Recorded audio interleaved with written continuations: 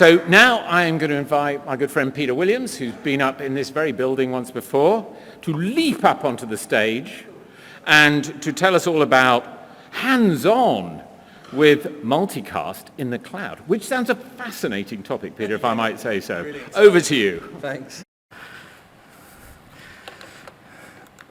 Hello, so Pete Williams, CTO at CJC. I'm familiar with quite a few of you, so I won't go into big intros. I'll try and keep this short and sweet because I recognise that sort of hands-on with multicast isn't necessarily the most exciting topic, but it's one that has been significant in our industry for a while.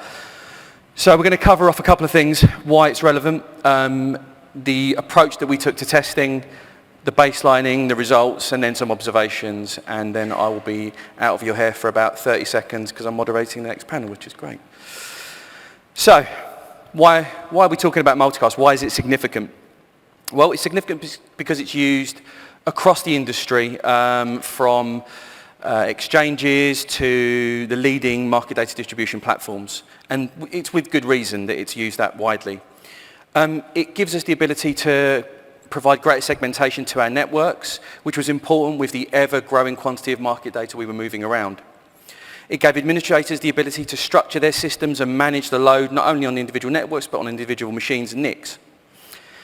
It's tried, it's tested, it's trusted, and importantly, it's really well understood. You've got a lot of very good network engineers and market data engineers that deal with this every single day. So it's only natural that it was going to form a central part of the conversation when we were looking at different workloads and potentially moving workloads to cloud. But there's the rub: cloud. So clouds aren't really built for multicast. They've got huge shared networks that are organized and controlled with SDN. They're huge pools of storage, compute, all of those things. They're designed to scale horizontally.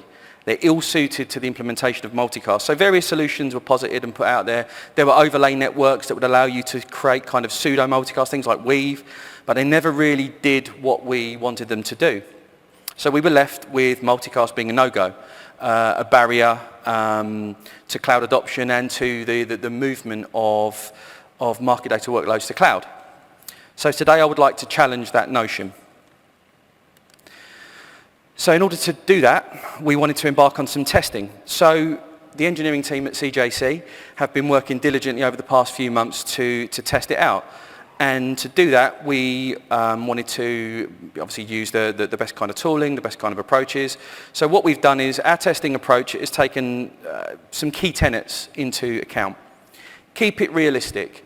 We've all seen stats and results from tests that are frankly unbelievable because they're unrealistic. Someone's set up a test bed with a completely idyllic situation and thrashed it and said, look what we can do. And you say, can I put that into an environment that uses actual switches and things? And they say, oh no, you won't get those results. We didn't do that. We wanted to make sure that our results were real world, that were potentially of production standards so that people could repeat what we did. Minimal tuning. So again, following on from the previous comment, we've tried to use workloads in the cloud that are fairly modest, fairly kind of entry level. The idea being that from an economics perspective, you're not only looking at performance, you want to look at how much you're paying for these things. So we wanted to see how much performance we could get out of systems that were fairly modest. But what that means is that you don't have the full range of tuning parameters open to you. So we had kind of one arm tied behind our back. And that sort of then leads into baseline and build. So one of the things that we wanted to make sure that we did was to baseline the underlying multicast within the cloud. So in order to do that, we kind of built our own sort of set of tools to do it. And what we've selected for this test is the AWS Transit Gateway. We felt that was probably the most mature offering in the public cloud space for this. So we've used it for that reason. And in everything we've done, we've tried to use kind of realistic real-world deployment scenarios. There is obviously scope in the future to go to further phases of testing where we can really throw some bare metal type kit at it and do whatever just to see how fast we can or how far we can push things. But as for these tests, these are supposed to be rooted in reality.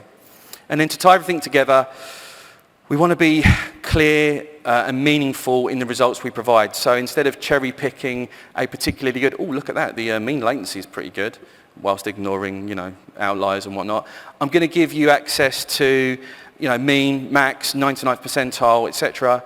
We've got no agenda. There's no we're not rooting for one thing one way or the other. We just want to show honest and open findings. So we'll go on to the baseline test. So the baseline test, we actually created our own little set of tools, and these tools allow us to move, so send and receive raw multicast around, and within it, it allows us to ascertain the individual latency for thousands of different instruments.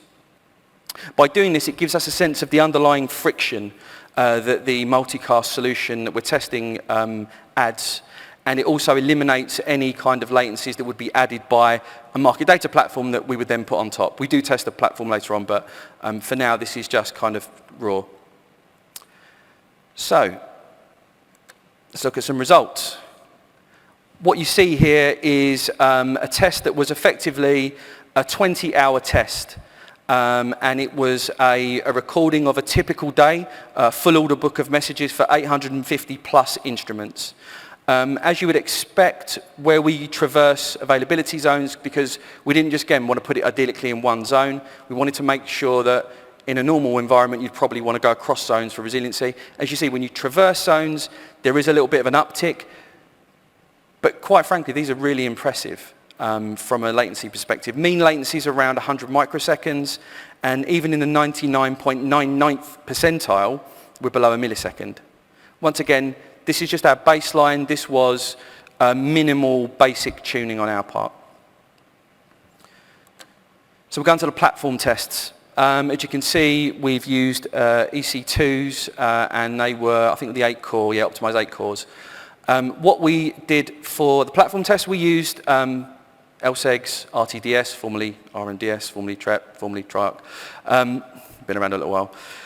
And we felt that would be a good baseline, sorry, use that again. It would be a good example because there's a lot of people in this room familiar with it, and the results that we get will probably resonate more with something that's highly familiar.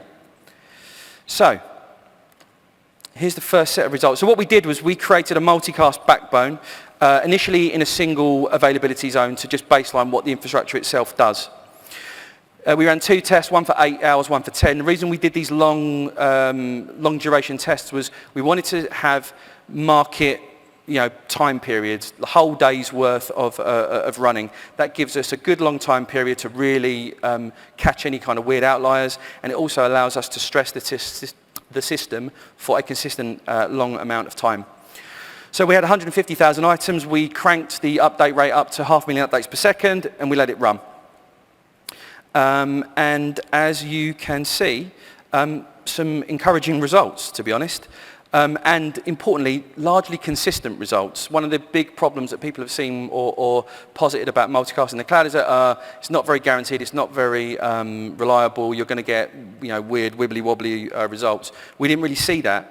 So 99th percentile latency, less than 500 microseconds, and peak outlier at 1.3 milliseconds.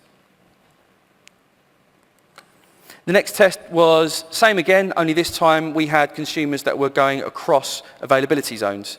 So again, as you would expect when traversing zones, it ticks up a little bit, but frankly, it's another good set of results in our view. 99th percentile latency across zones, less than a millisecond. Got a horribly dry mouth up here. Is it? Oh, good. What is it like if I dig a well? So what we did next was a throughput test.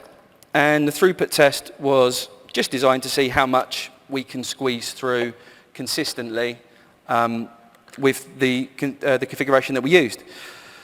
So again, you can see some pretty big numbers there on the throughput side and some pretty low numbers on the latency side. So we got 1.2 million updates per second consistent with peak outlier of latency at 1.5 milliseconds, mean latency of less than 500 micros. So that was pretty good. So, to sum up, Multicast in the cloud works when you kind of know what you're doing and you deploy it correctly. It is not only something that is an option, but it's something that's viable to quite a lot of use cases that we see in the marketplace today. We believe it will work, and we believe that it will be stable. And the reason we believe it will be stable is that when we deployed these systems, we didn't just deploy them kind of, naked. We deployed monitoring platforms. We deployed the ability to manage and control them. These were effectively production systems that we pushed out and we tested in order to give us the confidence.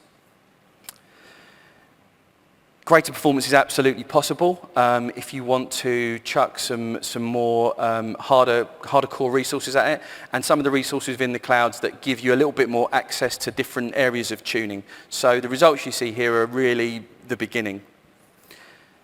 Now in the future, having said all of this, many people don't really believe that multicast in the way that we use it today is going to be the solution going forwards. Multicast will still be in the toolbox, but the things that we deploy in cloud for the future for market data delivery, consumption, analytics, they're going to be weird and wonderful and way more exciting than this. But what this shows is that if today there are people with an appetite to take some of what they've already got, move it to the cloud whilst they architect the solutions for tomorrow, it's absolutely doable. Thank you very much.